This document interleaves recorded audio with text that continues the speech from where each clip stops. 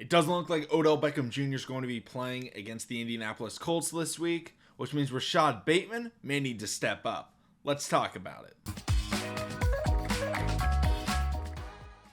What's going on, everybody? Welcome back to TTP Ravens Media, bringing Ravens content every single day. If you want to see that daily Ravens content, make sure to hit the subscribe button down below. Hit the notification bell as well if you want to get notified every single time I upload a brand new video. Now, in this video today, brought it up in the, initial part, but we're talking about Rashad Bateman this week in particular against the Indianapolis Colts because of Odell Beckham Jr. still not practicing with that ankle injury he suffered against the Cincinnati Bengals.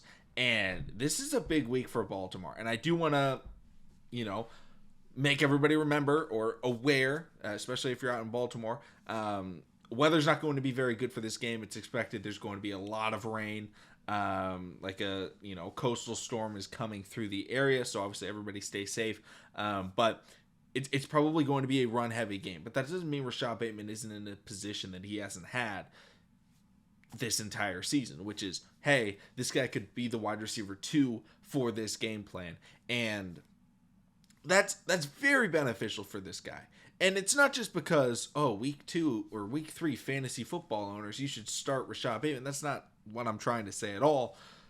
But whenever you're, wide receiver 3 and you become a wide receiver 2 for a game and you get a couple more targets and you get a couple more receptions, that builds confidence and that builds trust with your quarterback. But more importantly, because he already has trust from Lamar, it builds trust with your offensive coordinator. Todd Monken is new to Baltimore. We've seen him show trust in Odell, Aguilar, and Zay Flowers. When's he going to start showing that trust to Rashad Bateman and start calling him design plays off the line for him to get open? Because, guys, we've all watched Rashad Bateman. He is absolutely a wide receiver that you can depend on. He is not a wide receiver 3 in the NFL. At worst, he's a wide receiver 2. In my opinion, the Ravens just have really good wide receivers. Now, they don't have Justin Jefferson, but they have 3 very solid wide receivers that you could argue are all ones, and if they're not ones, they're 2s with their top 3 guys. And even Aguilar is definitely not a 4. He's probably a 3 on most rosters, maybe even a 2 on some. But that's how, deep this room is. So when you don't have a guy like Odell Beckham Jr., this week is huge for Rashad Bateman to build confidence and momentum moving forward throughout this season. You're playing against an Indianapolis Colts defense that allowed C.J. Stroud last week to throw for like 380 yards, leading the NFL last week in passing. They're not the best defense in the NFL. I'm not trying to throw shade prior to the game, but that's not what they're known for, right? The Indianapolis Colts are a team based on trying to run the football and play, physical defense, but it's not necessarily known for their secondary.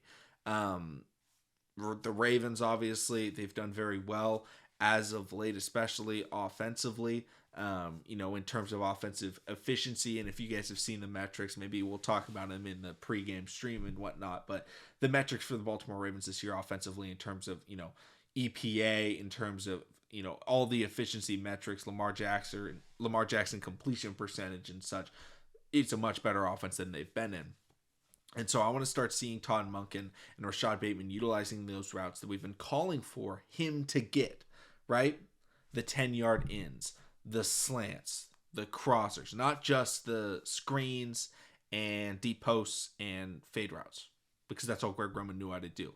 Let's start seeing him, Rashad Bateman, in some of these routes that we were giving to Odell Beckham Jr., because now he's in that spot. And you can get Aguilar on the field more, who can be the deep threat, which will help him out, Bateman out underneath, as well as Zay Flowers. So this game this week is... It's definitely an important game, and a lot of people are, kind of writing it off. This is a huge game for the Ravens. Again, missing some pieces, but still trying to fine-tune the offense and fine-tune roles. Because we've seen, week 1 was all about Zay, right?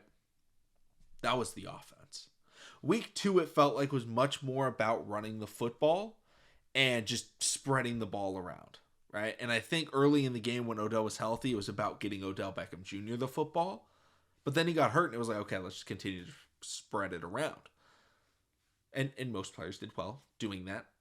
But now week 3, it's like, okay, we're going to spread the ball around, but now it's spreading to new people. Mark Andrews, second week back. Obviously, no Justice Hill, most likely. He has turf toe.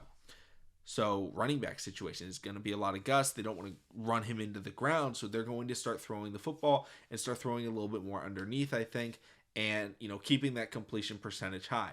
I'm totally fine with Lamar Jackson dinking and dunking his way down the field. It won, Tom Brady a lot of Super Bowls, because the thing that I think a lot of people mischaracterize, I guess, Tom Brady with, is that all he did was dink and dunk. Because that's what we remember, right? Tom Brady against a team, and it's like, what's he doing? Check down James White, check down James White, check down James White. Gronk, 5-yard, 5-yard, 5-yard. Edelman, Welker, whatever, right? But he would hit the deep ball. It was check down, check down, check down. Lulls you in, deep ball. Tom Brady's average, yards per pass completion was still high compared to a lot of other teams. What he was good at was time to throw and snap to release, because he was very quick most of the time. But he was able to throw the ball deep. And that's why they had guys. I wish we had these guys. They had guys like Randy Moss, who was able to be a great deep threat, not just a deep threat, but a great wide receiver for them.